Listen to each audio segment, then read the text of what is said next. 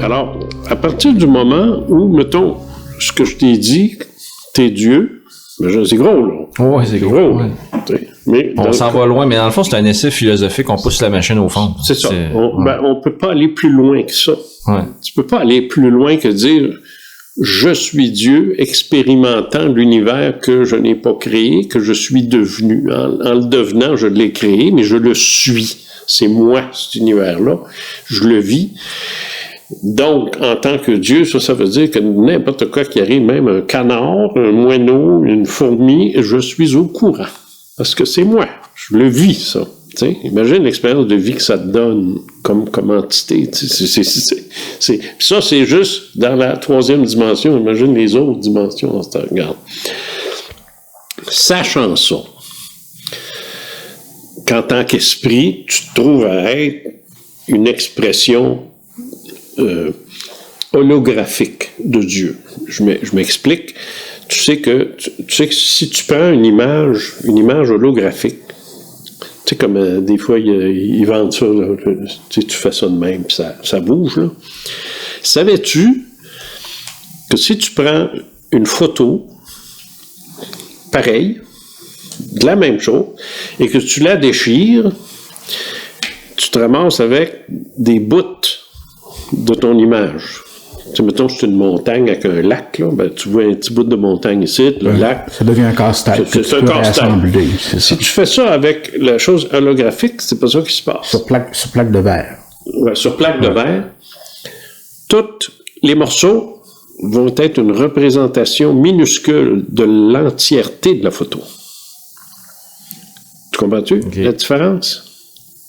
Fait que tu as la grosse photo qui est Dieu, mais cassée en 1000 miettes, mais 1000 mini-moi. On est des mini-dieux. Parce que chaque morceau est une représentation de l'entièreté de la photo. Même si c'est petite, tu as la montagne puis le lac là-dessus. Tu n'as pas un bout ici ou là. Tu me suis? Mm-hmm. C'est un peu ça, l'histoire. T'sais. Sachant ça, comment est-ce que je devrais appliquer ça dans ma vie? Ouais, on fait quoi? On est ici, on est conscient d'exister, on est là pourquoi? Puis moi personnellement, en tout cas, c'est ça. Tu sais, quand je disais, j'ai tout le temps eu en dedans de moi une espèce de sentiment qui m'habitait une résonance, un ding. Tu sais, que ça se cite là. C'est là quand il se passe de quoi d'important dans ma vie, je le sens, je le sais. Résonance. La résonance, c'est là. Puis c'est combiné, en tout cas moi je me suis rendu compte que c'était lié à mes rêves aussi à un moment donné. Les rêves, j'ai l'impression que, tu sais, si on pousse la réflexion à l'extrême, pourquoi qu'une bactérie sait ce qu'elle a à faire? Pourquoi que l'arbre pousse? Je sais pas si les arbres peuvent rêver, mais remarque, mais je veux dire, tout ce qui est vraiment là vivant, dans ma tête, je me dis peut-être que tout rêve, puis c'est tout ça qui nous lie à l'autre bord. Là, tu sais. Le rêve, j'ai l'impression que c'est là qui est la clé. Que ça passe par là, tu sais, mettons la mouche, elle sait ce qu'il faut qu'elle fasse dans sa vie, mais c'est-tu parce que l'espace d'une fraction de seconde, à un moment donné, elle a rêvé, puis c'est l'instinct qui a embarqué, tu sais, le rêve, l'instinct, ainsi de suite, on avance. Puis moi, ça a tout guidé ma vie, puis ça m'a permis d'éviter des gaffes monumentales des fois. Là. L'instinct me... Je rentre dans une pièce, je sens qu'il y a une moufette qui est là. Je sais qu'il y a une moufette dans la pièce, je suis pas capable. Une vraie moufette, non, pas une vraie, non, c'est une image. Je veux dire, une analogie, là. Ouais. C'est en dedans que je le sens. C'est ça que je dis, là. Il y a quelqu'un ou quelque chose de yerk. Ouais. Puis là, je me dis, il faut que j'évite ça, c'est pas bon. C'est ça. Je m'en vais, puis là, après ça, je me rends compte après coup que maudit que j'avais bien fait, là. Tu sais, puis on dirait que c'est ça, il y a quelque chose par en dedans qui va me protéger, mais c'est pas parfait non plus. Des fois, j'ai l'impression que j'ai quelque chose, puis je vais me péter la gueule aussi. Ouais. Mais faut que tu le cultives. Faut pas jamais que tu arrêtes ça, de faire ça. Faut que tu le cultives, ça. Mais ça, c'est ça, là, c'est important. J'ai plein d'exemples. Oui, mais c'est ça. Mais toi, tu l'as, là, mais je parle pas juste à toi, là. Faut que les gens cultivent ça. Ouais. Ces émotions-là, parce que ça va se raffiner. Ça va devenir de plus en plus raffiné. Moi, j'ai appris ça en métaphysique, j'avais ton âge. Alors, j'ai cultivé ça toute ma vie.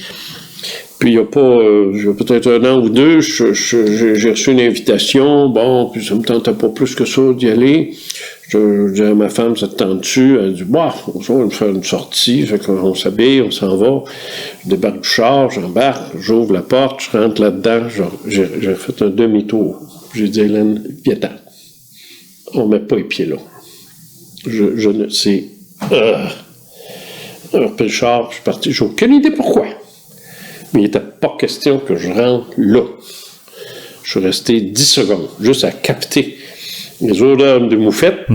Ouais, c'est comme sauter dans un bassin de purin. Ouais. C'est ça. T'as pas envie que ça te traîne après, ça te colle après. Mais il faut t'obéir, ça. Ça, je suis sorti. Ouais. J'aurais pu m'imposer de rester. Voyons donc, tu rentres pas comme ça. Ouais. Tu es invité, puis le monde te voit, puis te voit te virer de part. Puis d'ailleurs, quelqu'un m'a appelé, m'a dit, coudonc, tu rêvé ou je t'ai vu?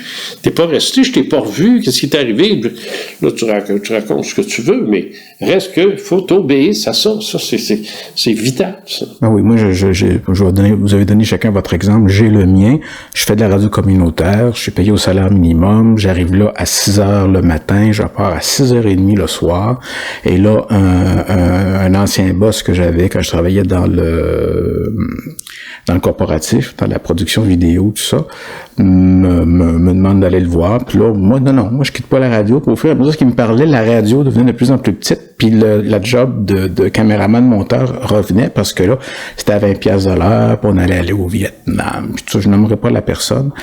Puis, je termine la radio, puis le matin, c'est un jeudi matin, je me souviens, j'ouvre la porte du bureau où se trouvait l'emploi, puis tout ça. Puis en mettant le pied, j'avais même pas mis le 2e pied.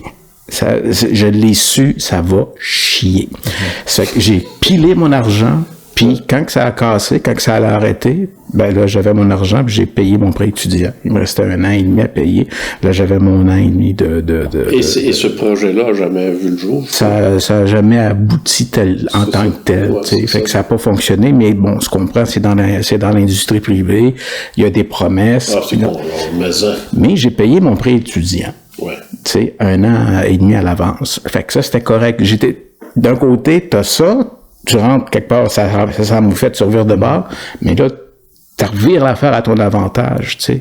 Avec du recul, tu te rends compte que ça a eu un impact dans ta vie majeure. C'est ça, parce que j'aurais continué à payer inutilement pendant encore 2 ans. J'ai payé 1 an et demi, puis j'ai payé ça a pris 4 mois, 5 mois, puis avant que ça pète, j'avais fini de payer mon prêt étudiant. Je vais porter mon dernier argent au complet que j'ai, puis je reviens à job 5 jours après. C'est fini, il me mettait à la porte.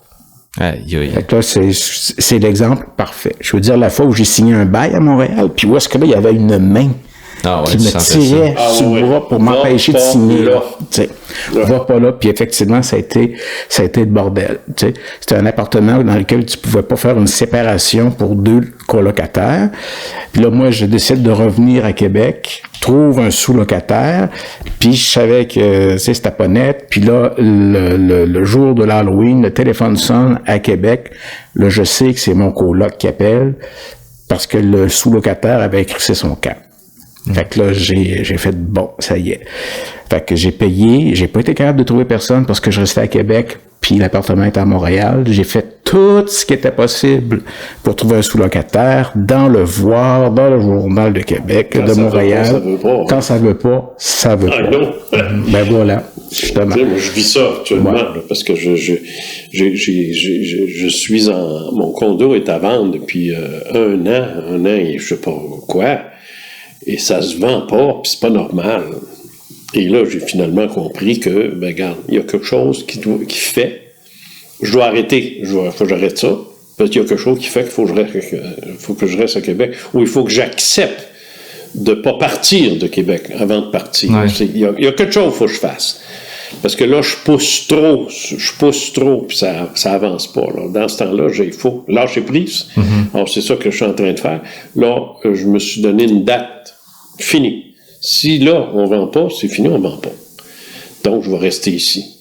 Alors ça, c'est quelque chose qui est dans le même ordre d'idée que ce que Bruno vient de dire, même ordre d'idée de ce que tu viens de dire, c'est que on est des êtres humains, mais on reçoit constamment un feedback de notre esprit, qui on sait c'est qui, et ce feedback-là, ben, c'est pas des courriels, hein? C'est des rêves, c'est de la synchronicité. De l'intuition. C'est de l'intuition, c'est des événements, comme Bruno vient de le dire, où le restaurant où je te dis que je suis allé, j'ai 10 secondes, je suis reviré de bord, sans raison logique. J'ai pas vu quelqu'un en train d'étrangler quelqu'un, j'ai pas vu une face qui m'écarte. J'ai rien vu qui justifie ça, là. Purement du ressenti. C'est un gros ressenti, incroyable. Tu sais, que je me demande comment ça se fait, ça dépassait pas la porte. Tu sais, mais en ouvrant la porte, l'égrégore est là. Tout de suite, loin mot.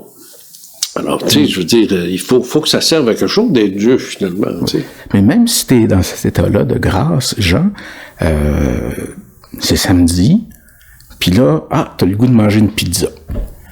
C'est que là, tu commences pas à t'auto-congratuler d'être une particule de Dieu, mais tu te fais livrer la pizza que t'aimes manger. Puis tu vas écouter la musique que t'aimes, tu vas regarder les émissions que t'aimes, tu vas aller prendre des photos.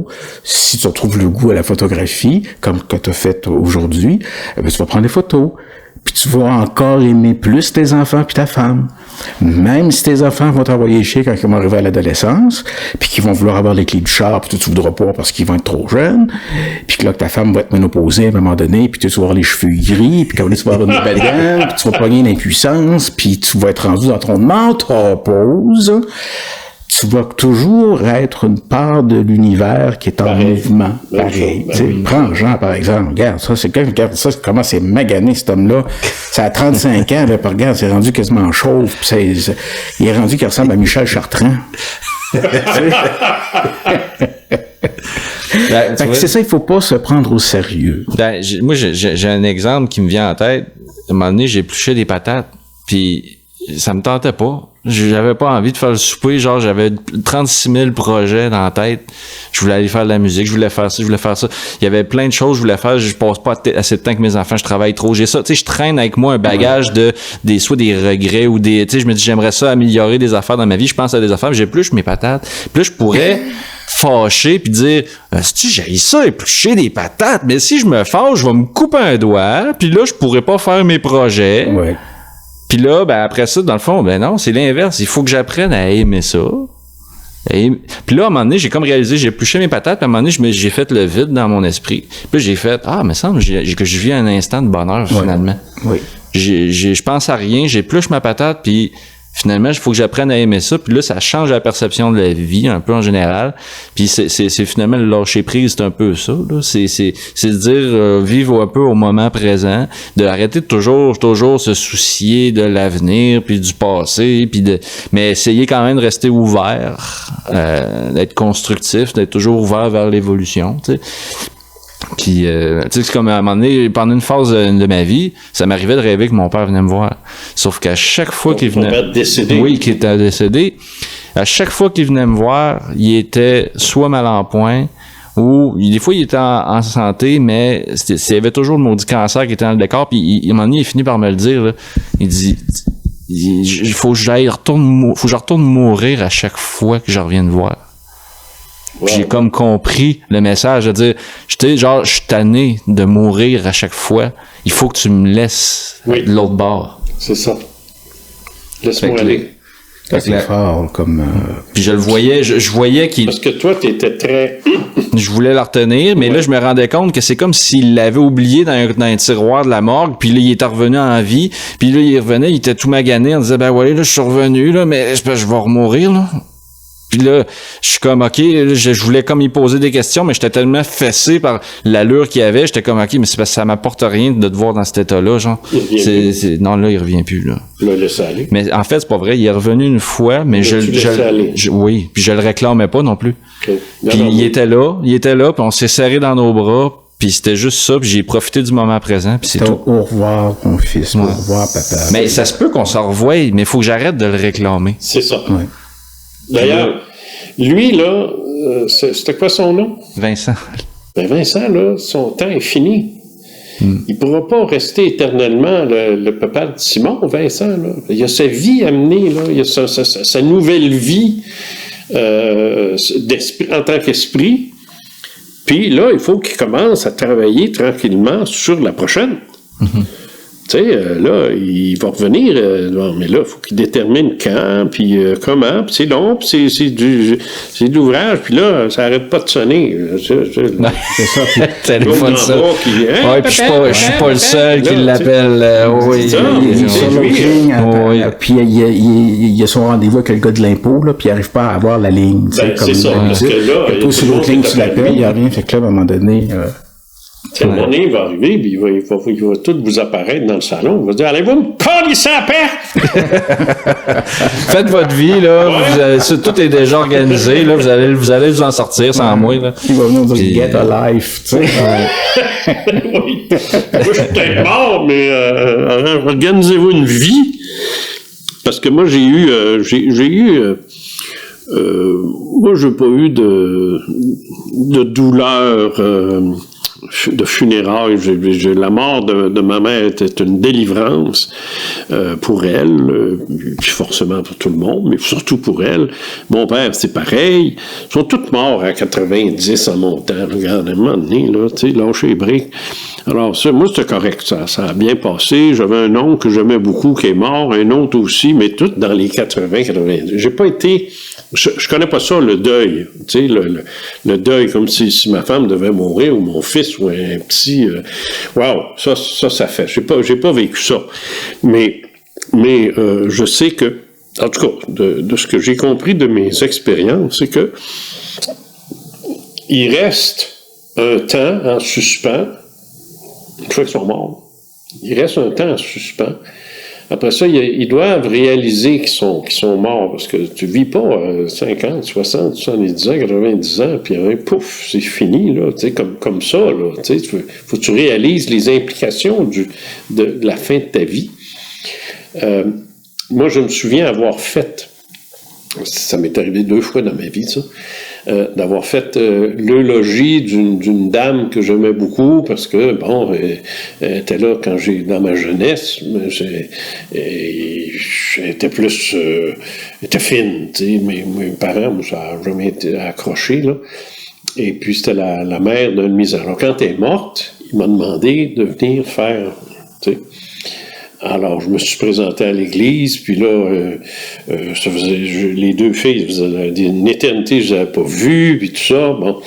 Puis là, finalement, j'avais mon petit papier, fait que je monte en haut, puis je commence à parler. Tu sais, ils font ça. Des fois, ils demandent quasiment un étranger de venir...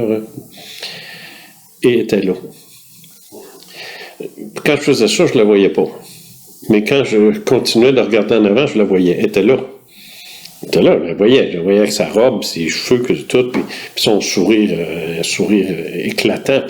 Et elle me regardait exactement comme elle me regardait de son vivant, parce que cette femme-là m'aimait énormément, parce que j'emmenais quelque chose à son garçon.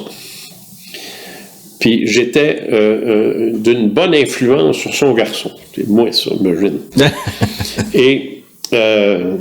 puis moi, j'essayais de le débaucher, j'essayais de tout faire, ça marchait pas, mais je pense que j'y amenais un côté que lui avait pas, c'est qu'il fallait qu'il se déniaise, tu sais. Je pense qu'elle savait ça. Puis elle était pas inquiète, là. Il n'aurait pas ramené une fille enceinte, là, tu sais, loin de là. Il n'aurait même pas su comment faire, tu sais. Alors, ça, là, la vibe que j'ai reçue, c'est je te remercie d'avoir été là et j'aime donc ce que tu es en train de dire sur moi, t'es donc fin. T'sais. C'est exactement ça qu'elle me disait. T'sais. Fait qu'elle était là. Elle était là. C'est tout. Ils adorent assister à leur funérailles. Ils aiment ça. Fait que moi, demande-moi-le pas s'il y a de la vie après la mort. Demande-moi-le pas. Si c'est clair. C'est une continuité. C'est de toute beauté, c'est fantastique, puis c'est bon, comment je pourrais dire ça? C'est mourant, comme disait ma mère. Ouais, ça te donne le goût de mourir quasiment, tu sais, mais pas jusque-là, là, parce que j'ai encore des affaires à finir, là. Mais tout ce qui m'arrive, tout, c'est écrit. C'est voulu, c'est choisi. Moi, je dirais tout ce qui est majeur. Il y a comme une latitude au travers. Je me suis accroché dans le sac tout à l'heure, c'est tout. Je ne suis pas écrit ça, là. Mais si j'étais tombé puis je m'étais fracturé c'est autre chose. Là, ça devient majeur, comprends-tu? Mais le fait de m'enfarger dans le sac, c'est correct. C'est pas un événement, ça. Le fait de renverser du café, c'est la chose, c'est correct, ça. Si pour arriver à un accident qui n'est pas prévu, ils vont s'arranger pour t'en sauver. C'est tout ce qui a des conséquences. Tu sais, on disait tout à l'heure, les conséquences que tu subis parce que tu fais ou tu ne fais pas, ben c'est ça. Les conséquences, ça c'est important. C'est noté. Quoique, tout est noté, incluant le fait Ça aussi, ça peut être rejoué sur n'importe quand, ça. Parce que m'a dit ton chef de service, toi, tu penses que tu es équipé en vidéo? Oh, boy! Attends, oui. Tu vas vivre vrai. Alors, c'est quelque chose. Puis on continue, puis on continue, puis on évolue. Mais moi, ce que j'ai vraiment hâte, c'est d'arrêter de m'incarner. Ça, j'ai hâte. Je te dirais pas que je suis pas tanné, là, mais j'ai hâte. J'ai hâte d'en arriver. Ou alors de m'incarner, mais de me souvenir qui je suis. C'est assez tôt, là, tu sais, vers les 12, 13 ans, là, ben, tu sais, puis là, c'est clair. Puis là, je me souviens, pas que je sais, je me souviens de tout. Puis là, là, ça peut devenir intéressant, ça. Mais ça aurait comme une trop grosse influence sur ta vie. Il faudrait que tu sois sur un monde particulier qui accepterait ce genre de personnes-là, peut-être. Je sais pas s'il y en aurait sur Terre en ce moment. Who cares? Ouais, peu importe. Who cares? Peu importe. Parce que tu seras plus Jean Cazot, mais si tu es... il est fait de lui, Jean Cazot, il est né en 50, puis quand tu vas mourir, ça va être fini. Oui, mais là, si tu te retrouves en Chine, dans un village radioactif, parce qu'il y a eu une guerre entre tes deux incarnations... Tu malade, toi. Non, mais tu comprends... J'irais là. C'est moi qui choisis. Oui, mais... C'est là de penser, toi, que le gars de l'impôt va m'envoyer dans la merde juste que j'ai pas tout payé. Non, mais il pleut de la merde. Et c'est possible. Je vais pas là. J'irai pas là. Tu fais là. Ben, rien que le fait de dire ça, cette arrogance-là, d'autre bord, le gars de l'impôt, il dit, ouais, OK, il me cache de l'argent, lui, là, ou t'es comme l'adepte de Krishnamurti qui se fait manger par le tigre. Tu payes-tu, j'y en cache de l'argent? Non, mais tu sais, tu peux être jugé ou te juger toi-même. Bon, je suis allé un petit peu trop loin de ce bord-là. Je pense que ton fond judéo-chrétien de la culpabilité d'avoir été, d'avoir dit, comment tu dit ça, mon arrogance à dire que c'est moi qui décide? Oui. You can bet your ass que c'est moi qui décide. Oui, mais c'est ça, mais peut-être que... Ton fond judéo-chrétien, là, oui, mais... ça sent... Oui, mais il te reste peut-être des affaires à classer aussi. Fait que tu vas te retrouver un petit gars en Chine, dans un village de la radiation, puis là, tu vas briller là-dedans, si je puis dire, sans faire de jeu de mots. Mais si tu te souviens de toutes tes vies antérieures, imagine le poids que ça va être si t'es pas capable de redevenir ce qu'a fait Jean Cazot pour devenir Jean Cazot et atteindre un niveau comme ça. C'est ça qui est inquiétant au fond dans le principe, c'est qu'on ne sait pas qu'est-ce qui va arriver une fois qu'on est allumé. Es-tu fatigant? Non, mais... Je veux absolument que je m'incarne dans un trou de marde en Chine. Non, mais garde, pour payer quelques maudites dettes que j'ai pas. On aspire à mieux, mettons. Ben, moi, je le prends humblement comme exemple, mais c'est pas... la vie. Je comprends ce que tu veux dire, c'est que des fois, on peut avoir l'impression qu'on est prisonnier d'un système. Puis que peut-être, mettons, j'amène la réflexion plus loin, c'est plus dark un peu, là, mais je me dis, l'esprit, OK, mettons, lui, on peut-tu appliquer notre ressenti de l'humain à l'esprit? Est-ce que l'esprit, il est comme nous autres, puis il prend conscience d'exister, puis qu'il se dit, pourquoi je suis là, moi? J'ai-tu demandé à être ici?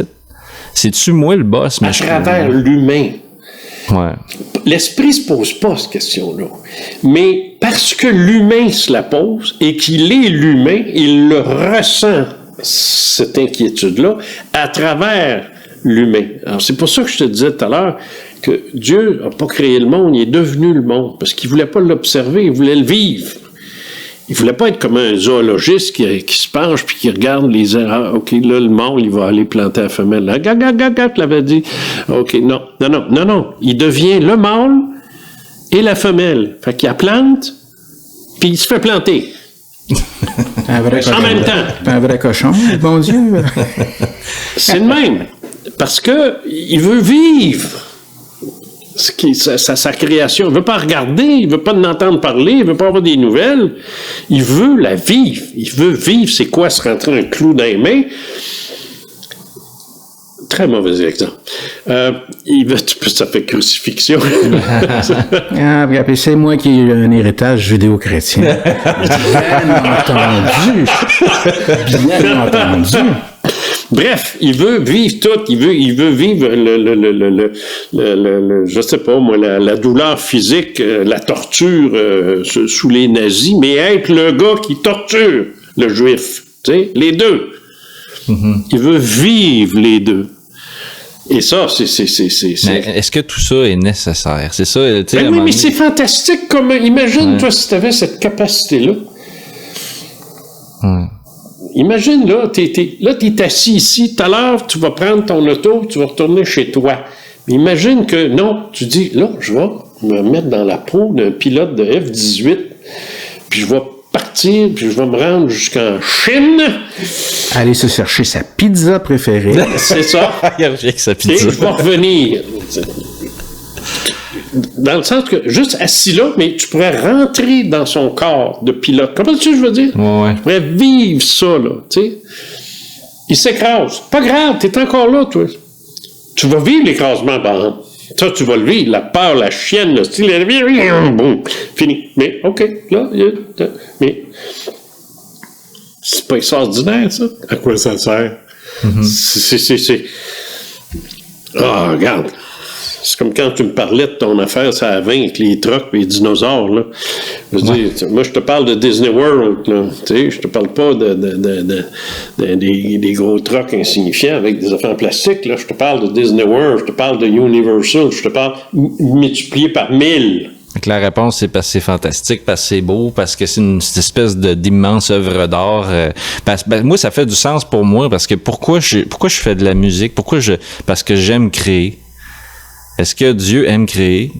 Bon, il aime devenir ce qu'il crée. Création d'harmonie, tu sais, la musique, la sculpture, la peinture, tu vas vibrer dans la peinture. Là, il crée aussi des cochonneries, là, la torture, la souffrance, le cancer, le style, ça, il vit tout ça. Oui, c'est la partie du chaos. Il vit tout. Je veux dire, c'est tout. Il n'est pas pour vivre juste les bouts, le fun, là. Il vit tout.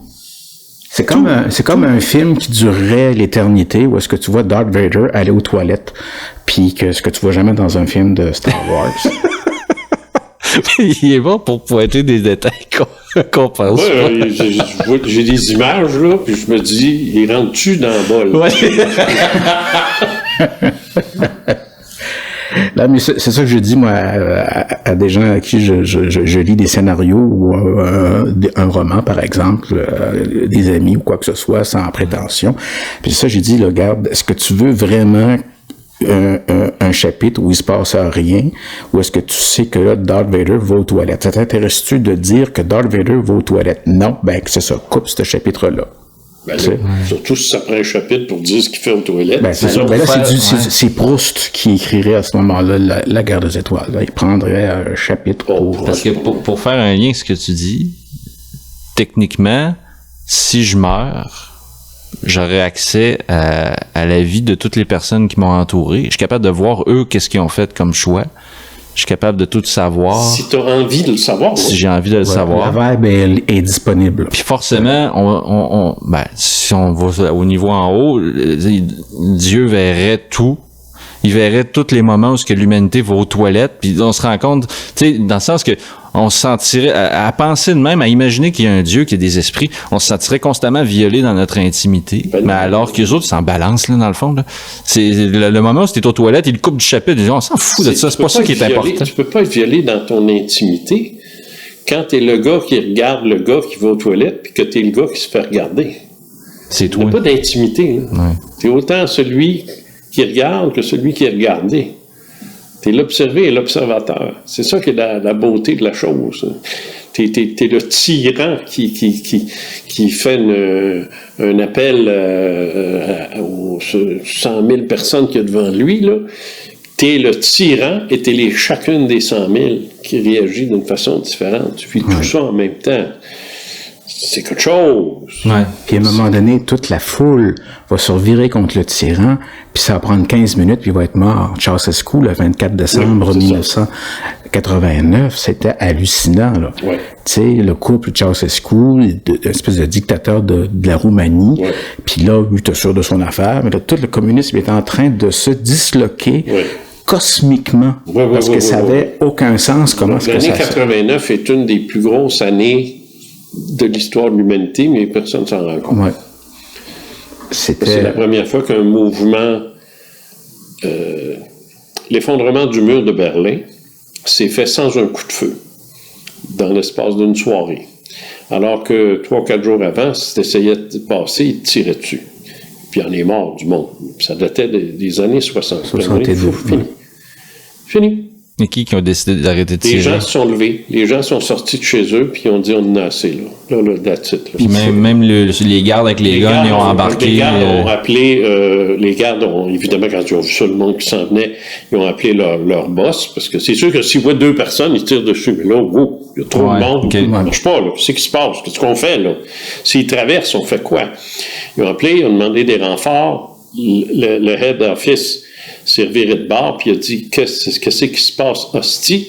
Puis ils ont appelé Moscou, puis c'est Gorbatchev qui était là, puis Gorbatchev a dit c'est l'affaire. C'est l'affaire, oui. Nous autres, on n'enverra personne. Faites ce que vous voulez, mais nous autres, on vous envoie personne. C'est ça. Puis c'était donc bien pratique que ça se fasse tout seul. C'était une mission suicide. C'était extraordinaire. Pas un coup de feu qui a été tiré. Vous voyez, les jeunes, les vieux. Ils étaient là avec des masques. Ils faisaient le mur. C'est incroyable. Les gardes sont là, puis ils regardent faire, puis ils n'ont rien fait. Puis il y avait une caméra de TV sur le premier trou qui s'est fait. Puis là, du côté de l'Est, aussi, il y avait plein de monde. C'est que là, les gens se sont entremêlés. Ça pleurait de joie, ça pleurait. C'était absolument malade. Ouais. Puis, parce que là, c'est le bouleversement. Là. T'as des milliers d'Ouest qui s'en vont à l'Est, des milliers de l'Est qui s'en vont à l'Ouest, puis qui vont à la recherche de leurs parents, à la recherche de leurs enfants, à la recherche des gens qui... Les gardes qui sont là, qui disent « Tabarnak, qu'est-ce qu'on fait? »